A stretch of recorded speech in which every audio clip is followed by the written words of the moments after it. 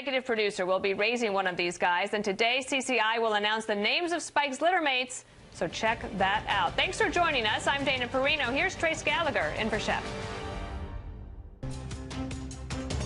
The suspected serial bomber is dead, but the danger did not die with him. That's the word from investigators in Austin, Texas, who are now warning he may have planted more packages. We don't know where this suspect has spent his last 24 hours, and therefore we still need to remain vigilant. We know who he is, but we still don't know his motive and whether he had help. Ahead, the investigation, how cops caught up to him, and the early morning moments when this all came to an explosive end. Plus, another major snowstorm slamming the Northeast. Thousands of flights canceled, roads a complete mess. And some areas could see a foot of snow before it's all over. That's ahead in this hour of Shepard Smith reporting.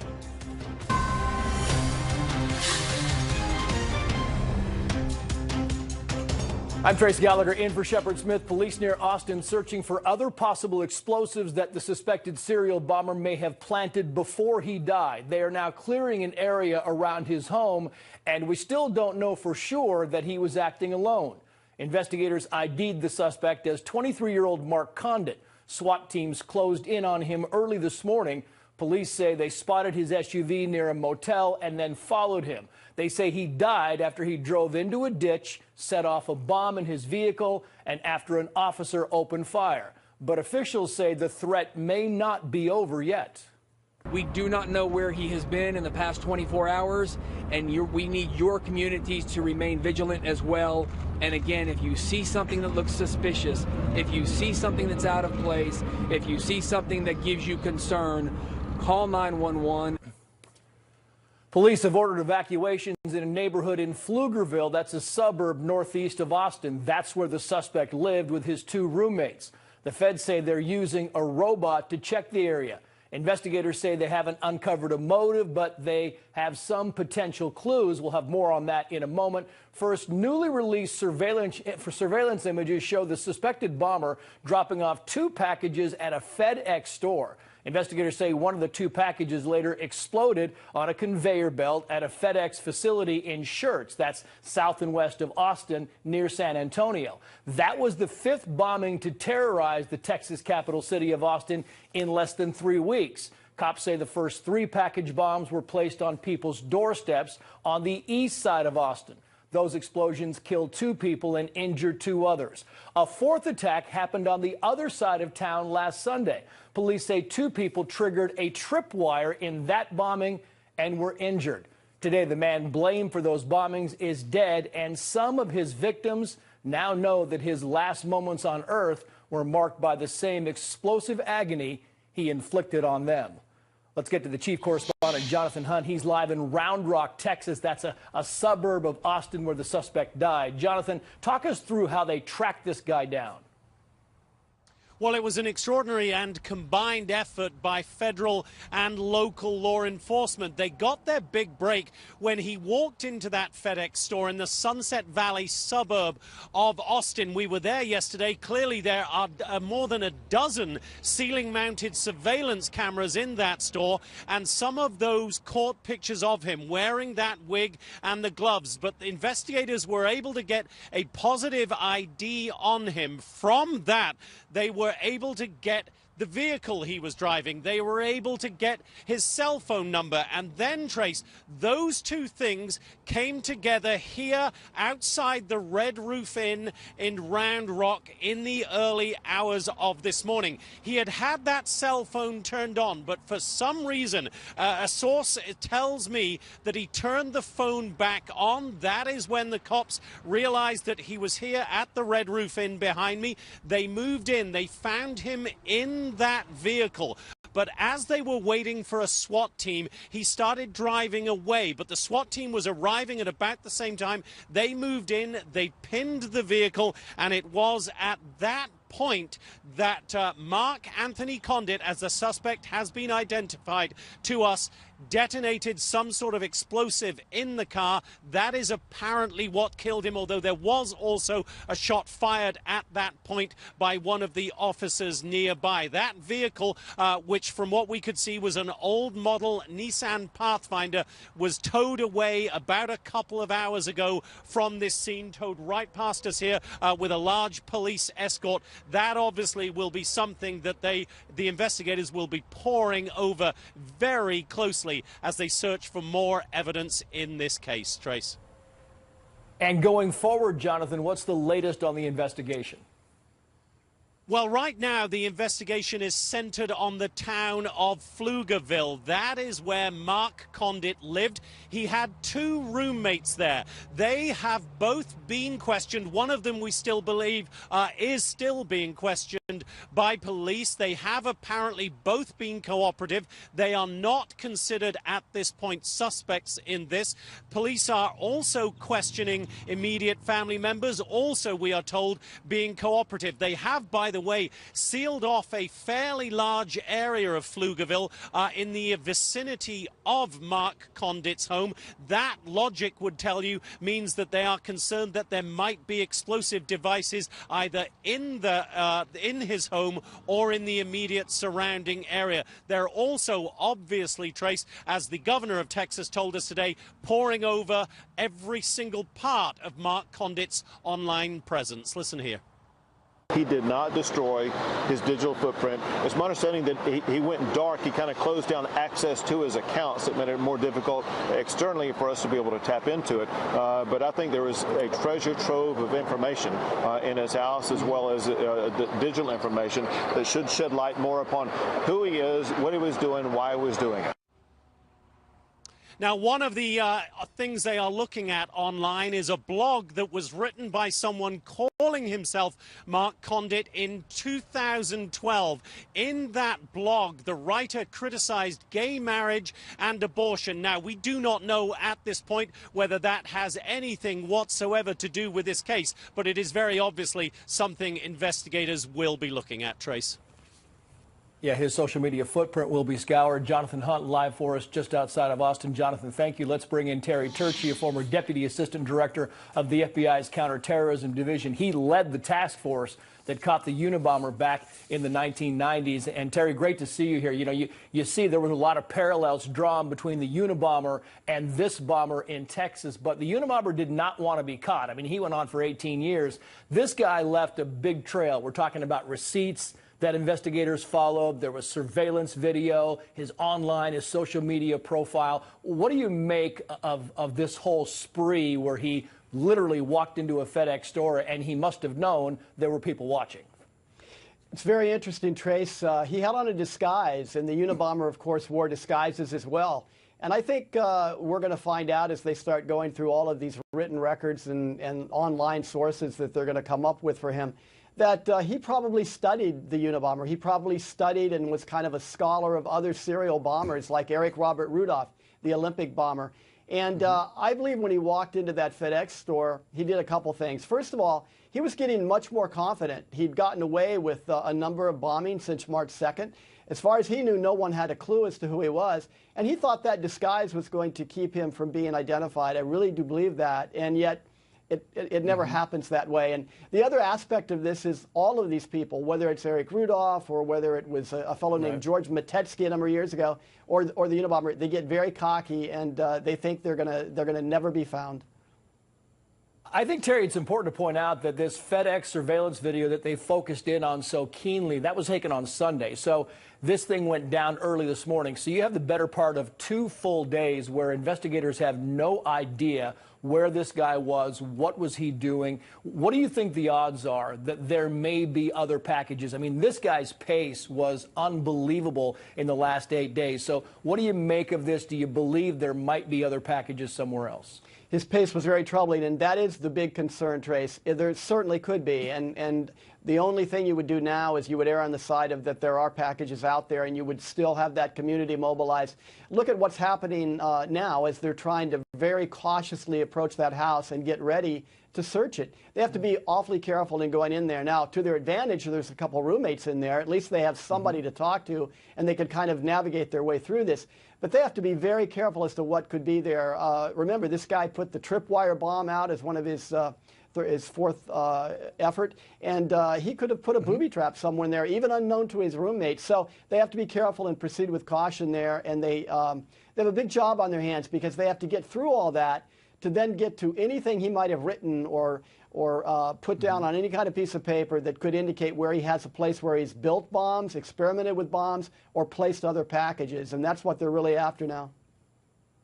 And maybe more important is if you scour his social media footprint, you have this idea of what his ideology was, because right now we still don't have a motive. We don't have a reason why he was doing this, and we don't know if he had any kind of political ideology that might have impacted this, and that might come out in the days and weeks ahead.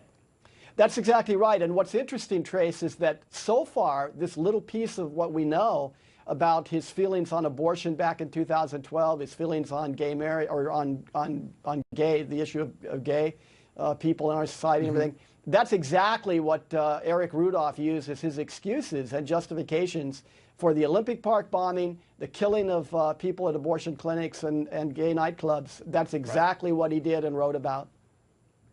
And I'm interested that the one bomb that did not explode, Terry, was there a wealth of information inside of that for investigators? That was kind of the holy grail of this kind of case, to be able at some point in time to have your strategy and planning that you can be lucky enough to get a bomb that has not been detonated. You've got everything then. You can get in there, you can control the detonation of it, you conserve the parts or preserve the parts, and then you might have better possibilities of getting fingerprints, DNA, but you certainly have the DNA of the bomb maker as far as the way the bomb is put together, and that was a big thing. And that's why so many hundreds of people overnight were out tracing components and really busy in trying to put all this together with the shrapnel and where did these nails come from and everything like that. Yeah, it'll be fascinating. Terry Turchi with the team that caught the Unabomber. Good to see you, sir. Thank you. Thank you, Trace. And there's word just coming in of a deal that could keep the government from shutting down within days. We're hearing Republican lawmakers have gotten President Trump on board with a major spending bill. Ahead, what's in, what's out, and the part that we're told does not make the president particularly happy. That's next.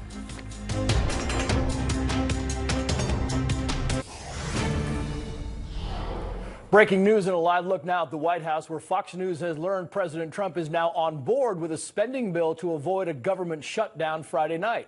The White House says Republican leaders Paul Ryan and Mitch McConnell met with the president to try to get his support for the bill. Now Congress has to pass it.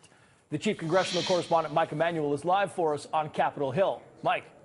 Well, Trace, good afternoon to you. Many rank-and-file members of Congress are waiting to see the final wording of this $1.3 trillion government funding package. As you mentioned, the House Speaker Paul Ryan and Majority Leader Mitch McConnell got a critical endorsement this afternoon. A spokesman for Speaker Ryan saying, quote, the Speaker met with the President this afternoon to discuss the emerging funding bill. They had a good conversation about the wins delivered for the President, and he is supportive of the bill.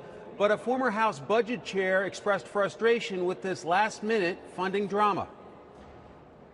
We passed the budget here in this House. We passed appropriation bills. It is the Senate that cannot get their act together. And then we come to this place where we do this huge spending bill that has not been negotiated between the House members and the Senate members, but just a small group of people. And there's a lot of that frustration as this was negotiated between the big four members of Congress. Many rank-and-file members have not been involved in the discussions over a $1.3 trillion government spending package. Trace?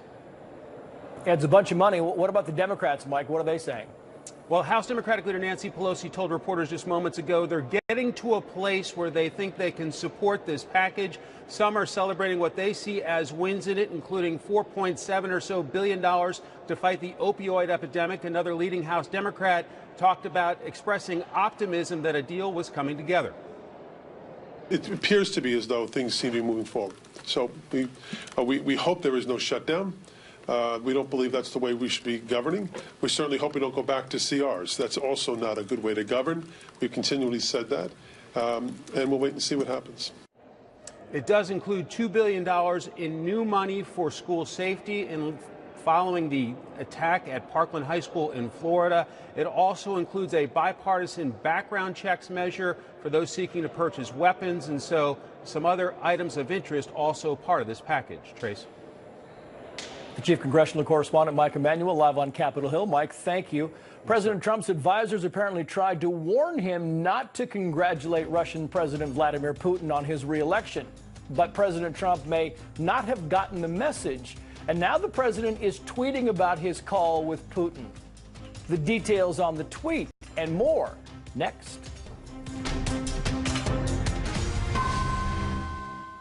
President Trump defending his decision to congratulate Russian President Vladimir Putin on winning re-election. Some top Republicans criticized the move, perhaps the strongest from Arizona's John McCain, who said it was not how an American president leads.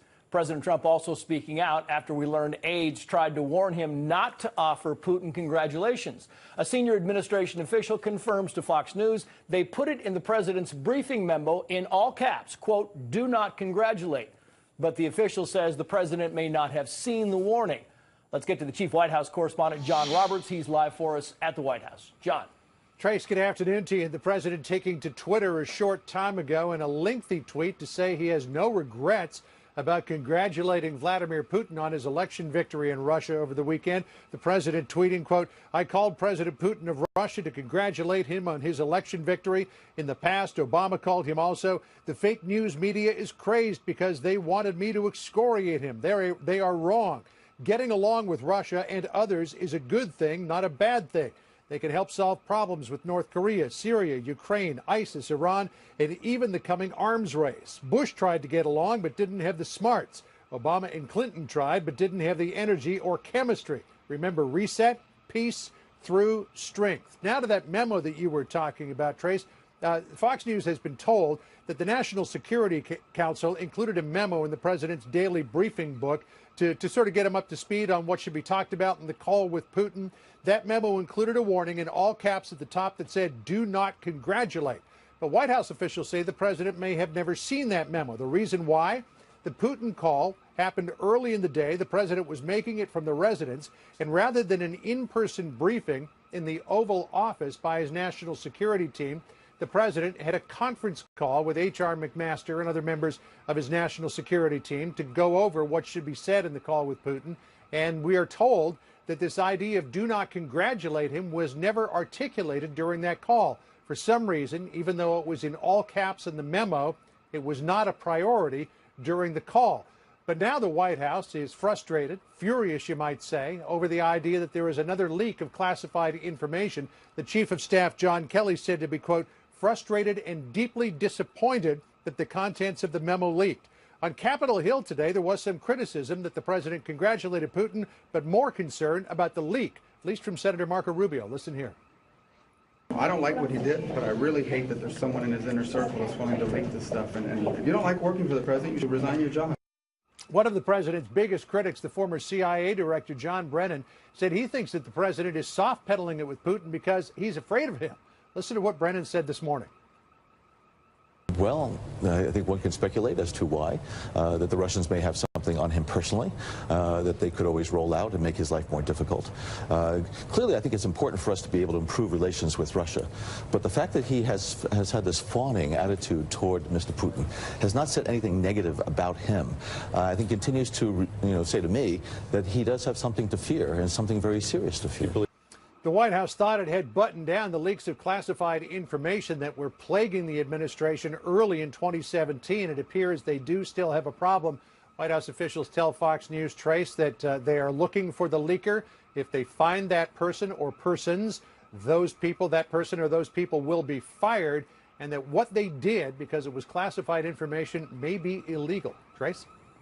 Yeah, can't imagine it'll be pretty. John, stand by. President Trump tweeting again about the Russia investigation. The president pushing the idea that there was no need for special counsel Robert Mueller to take over the case. Let's get back to John Roberts. John. President picking up the drumbeat again against the Mueller investigation. He tweeted quite frequently about that over the weekend, doing it again today, quoting noted constitutional law expert Alan Dershowitz, who said on Lou Dobbs' program that the president is 100% right in his assertion that the special counsel investigation should have never been started in the first place. Listen to what Dershowitz said. I don't like special counsel at all. I think special counsel really violate the core and fundamental precepts of justice. They're told to try to find crimes, whether crimes exist or not, as opposed to the appointment of Mueller to be special counsel. I still am opposed to it. I think President Trump was right when he said there never should have been a special counsel appointed because there was no probable cause. The White House continues to insist that the president has no intention of firing Robert Mueller, but that hasn't stopped his critics from warning what would happen if he did. Listen here. That is one of my greatest fears, is that the president ultimately would try to dismiss Robert Mueller. That, as has been said, without cause, would precipitate a constitutional crisis. Despite all of the criticisms coming from the Oval Office and the residents about Mueller, the president's outside legal team continues to talk with Mueller's office about the possibility of the president sitting down for an interview. They have been making a legal argument over the last few weeks that if Mueller is seeking any information from the president, it has to be very narrowly focused, Trace. It has to be information that is not otherwise available through the extraordinary document production that this White House has undergone. The transition has undergone as well, providing tens of thousands, if not hundreds of thousands of documents to Mueller. So they want to make sure, Trace, if the president sits down, it's kind of, you can talk about this, but you can't talk about that, and you can only talk about things that you could only get from the president. Trace? Yeah. John Roberts live for us on the very snowy North Lawn. John, thank you. Let's bring in A.B. Stoddard. She is the associate editor and columnist at Real Clear Politics. She's also the host of No Labels Radio on Sirius XM. And I kind of want to go back to the top of this conversation we were having with John Roberts about this leak at the White House, A.B. I mean, we have been watching this Texas bomber thing go on now for 3 weeks, and investigators are just crawling all over there, 500 of them, looking for any information about this guy. Man, you know, the White House, they put in capital letters, "Do not congratulate Putin," and it's out in 5 minutes. You got to wonder why John Kelly's not infuriated. Well, John Kelly is infuriated. And so is the president. Right. He's been on the phone with allies all day about this. And it is true that there are people around the president who don't trust his decisions, don't trust his warm feelings for Vladimir Putin, the rhetoric he uses about Putin, and his unwillingness to confront Putin or condemn his actions. But leaking like this, obviously, it doesn't help your cause. If you're staying there inside the administration because you believe that you're helping the country, even if you don't trust President Trump. The leak is really, you know, it's spiteful, and it's incredibly destabilizing, and as John said, it's potentially illegal. So I do agree that that person is likely going to get fired, and there's just a few people that would be privy to that information and to be leaking it to the Washington Post. And that's the deal. It really is. There's only a couple of people that you can kind of point the finger at, so it really can't be that hard to track down.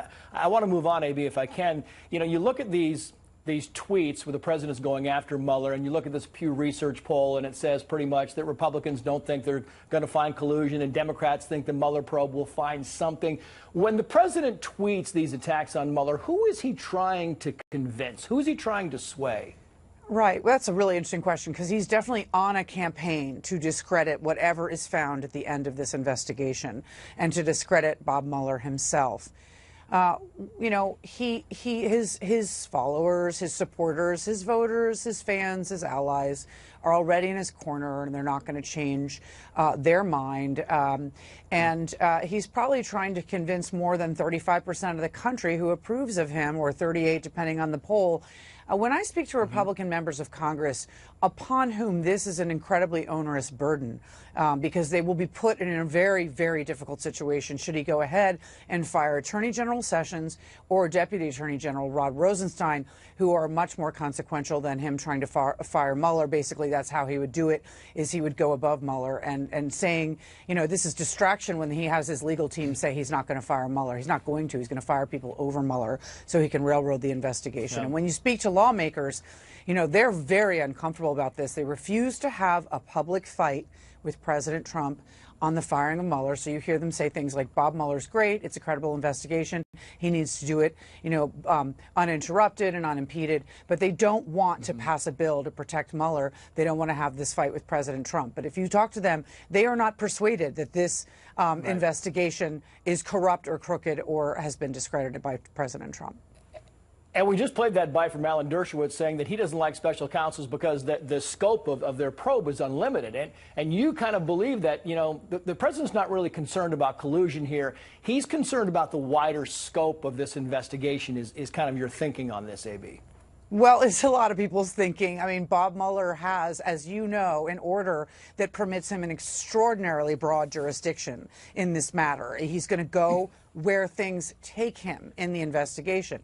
What President Trump has expressed last summer to the New York Times about a red line being the financial activities of his family and the Trump organization is obviously the concern of President Trump. He is afraid that Bob Mueller, if there are financial crimes, will find them. And if they are crimes related to being loaned money from the oligarchs in Russia close to the Putin government, that would make him compromised and thereby by an adversarial government. So that is the concern. That's why you hear him say all the time there's no collusion. It's other things I think he's worried that might be found by Mueller. Yeah, the old saying is, show me the man, I'll show you the crime. A.B. Stoddard, good to see you. Thank you very much. Thank you, Trace. Well, the head of Homeland Security on Capitol Hill and telling lawmakers our midterm elections are clearly targets for hacking. So how's the government making sure your vote is safe? Plus, trouble at the Florida high school where a gunman killed 17 people last month. Why? The cops had to cuff some students. That's coming up next.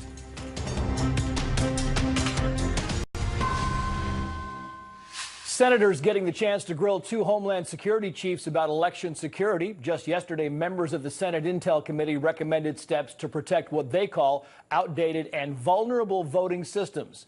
DHS Secretary Kirstjen Nielsen and her predecessor, Jay Johnson, testifying before the committee today. Nielsen said Russia is not the only threat to our democracy. Fortunately, once these vulnerabilities have been made clear, it's not just Russia that we have to worry about, right? These are vulnerabilities and attack vectors that any adversary could pursue. So we think the threat remains high. She also said everything from voter registration to auditing election results could be vulnerable to hackers. And the 2018 midterms are clearly a target. The chief intelligence correspondent, Catherine Herridge, is live for us on Capitol Hill. Catherine. Well, thank you, Trace. One of the most compelling exchanges came from Senator Ron Wyden when he raised for the panel the fact that about half of Americans are voting on electronic machines that have serious security flaws. He said even trapdoors. That's 43% of Americans, according to Senator Wyden. And he pressed the witnesses on whether the states or the feds had any control over the manufacturers of these voting machines because they're in the private sector. Let's listen. Does your agency have the authority to mandate basic cyber security in the electronic voting machines used in this country? No, sir. Does any agency? Not to my knowledge, not at the federal level. Throughout the 4-hour hearing, we heard testimony about a number of election vulnerabilities. They include hacking into voter databases so that they manipulate data. So when you go on election day, what you find is that you're not properly registered and you can't vote. They also talked about affecting voter tallies and also the certification process and even the likelihood that hackers would try and penetrate news websites in order to post, false results. One of the key moments in the hearing came from Senator Angus King, who has been through the classified draft findings of the committee's Russia election meddling. And he said what he saw indicates that that was really just a test and that the next chapter will be much worse. Although the intelligence is uniform that no votes were changed, they weren't doing it for fun in 2016. What it looks like is a test. And it was incredibly, as I say, thorough and comprehensive.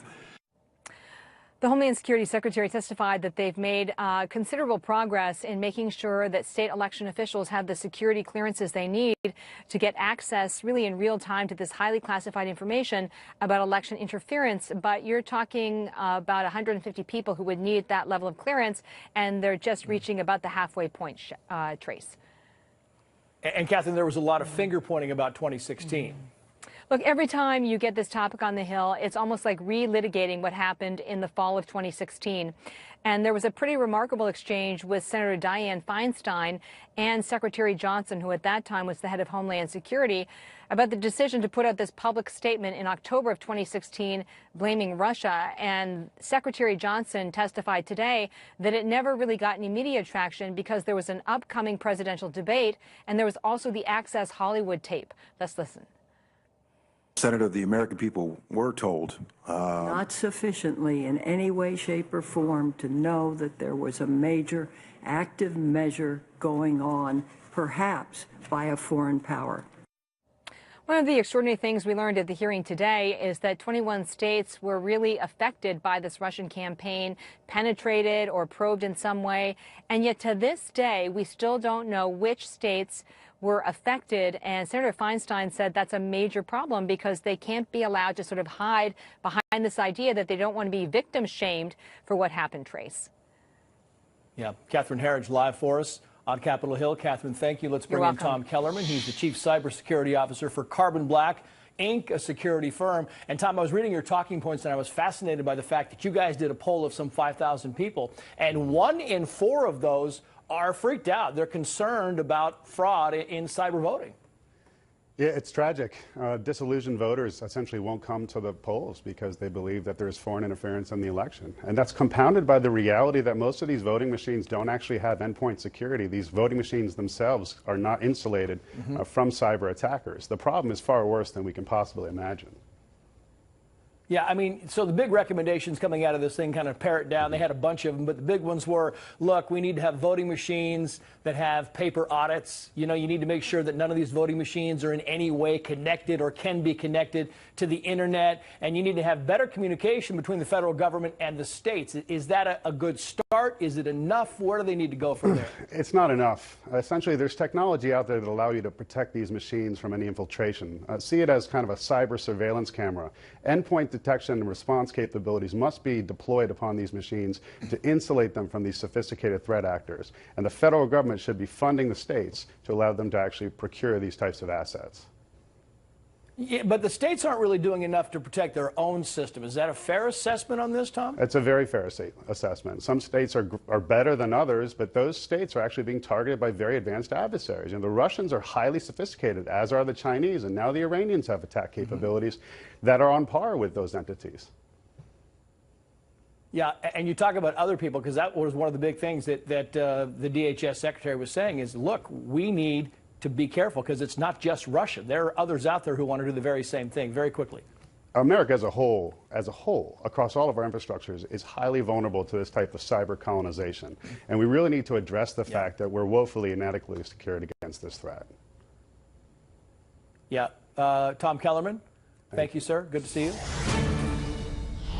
And there is breaking news coming into Fox News Channel. Facebook founder and CEO Mark Zuckerberg releasing a statement right now about the data breach that impacted millions of people's personal information. The statement is long and lays out what he says is the timeline of kind of how this whole thing went down. He also writes, quoting here, that we have a responsibility to protect your data, and if we can't, then we don't deserve to serve you. He also says he started Facebook and he's responsible for it, and he ends with a promise to work through this and build a better service over the long term. You have to think back. Remember, this is one of those things where all this information, 270,000 people, their information was given to Cambridge University, and then the 270,000 people's friends and their friends, all that information, 50 million given to a political intelligence firm called Cambridge Analytica, and that is what happened, is all that information was used to weaponize parts of the 2016 election, and that is part of the allegation. We'll be right back.